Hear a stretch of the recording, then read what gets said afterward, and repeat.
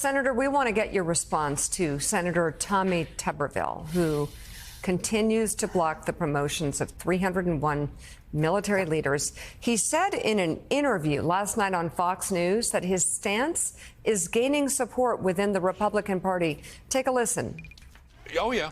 I'm getting more and more. It's kind of building. They're seeing the attack mode right now. All the people who are coming out of the White House and, speaking against me. And of course, it's a hard topic to get on top of, but we're pro-life. I mean, we should be. I mean, we're the Republicans. There is a huge percentage of the people that they want to elevate to another star, possibly to even a 4-star. By the way, we've already got 44. That's way too many as it is. But there's a lot of them that all they want to do is check teach. Boxes. Yeah, check boxes. Talk about DEI. Everything is about equity. One thing, Laura, about the military, it's not an equal opportunity employer. I don't care if, as CQ Brown says, I want more black pilots. Well, I'm fine with that. If they're the best, there's no second place in war, okay? We have to have the best. And right now, we are so woke in the military, we're losing recruits right and left. Secretary Del Toro over the Navy, he needs to get to building ships, he needs to get to recruiting, and he needs to get wokeness out of our Navy. We've got people doing poems on aircraft carriers over the loudspeaker. It is absolutely insane of the direction that we're headed in our military. I don't know where to begin. Senator Warren, sure you have a response to those comments, but I'm also curious, I'm sure you speak to some of your Republican counterparts in the Senate. You're friends with some of them. How can they allow this guy to continue with this? What's going on? All right, so let's start with the first part, and that is what Senator Tuberville is doing is undermining our national security. This is what the Secretary of Defense says. This is what all of the defense experts say.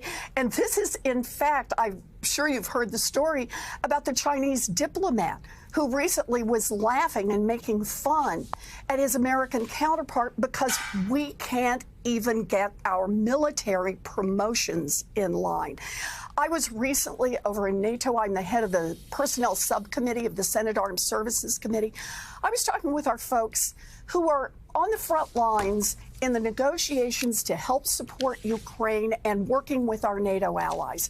And one of the things they talked about is how Senator Tuberville's 9 months so far hold on promotions means there are places where we don't have the right person in the room or we don't have anyone in the room to be able to negotiate. And that is being replicated all around the world. No head of the 5th Fleet, no head of the 7th Fleet, no head of Cyber Command, soon to be no head of the Joint Chiefs. This undermines our national security. Now, for Senator Tuberville to turn around and try to attack the military as somehow it's okay to leave these places blank, I want to remind him he voted for every one of these people in committee. If he had a problem with it, he had an opportunity to raise it. So he has voted yes on all 301 of these people. And now that it's becoming a little bit of a political hot seat for him to defend holding up their promotions for this long, now he goes on the attack after our military. That is not only dangerous, it is shameful. It is really stunning to hear a prominent United States senator, particularly a Republican. They've made their name on being pro-military in many ways, to just explicitly go after the United States military. So, Senator, I would ask you a question. You have many Republican friends on the other side of the aisle. Mitch McConnell has said publicly he disagrees with what Tommy Tuberville is doing here. Are they truly powerless? We understand he has the right and the power to do this, one senator. Is there really no power among Republican leadership to say, you've made your point, knock it off, you're hurting our military? Of course they have the power to shut him down. That's what the Republican Party has the power to do. They can go to him and say, we're done with you. You've made your point. You've got to vote, by the way. He got to vote in committee on the policy that he wanted, and he lost. But that's not enough for him. They could go to him. They can say, we're done. You've got to shut this down. You got to get on an exit ramp here, because it's 9 months. We've got more than 300 people. And, I talk about the military implications of this.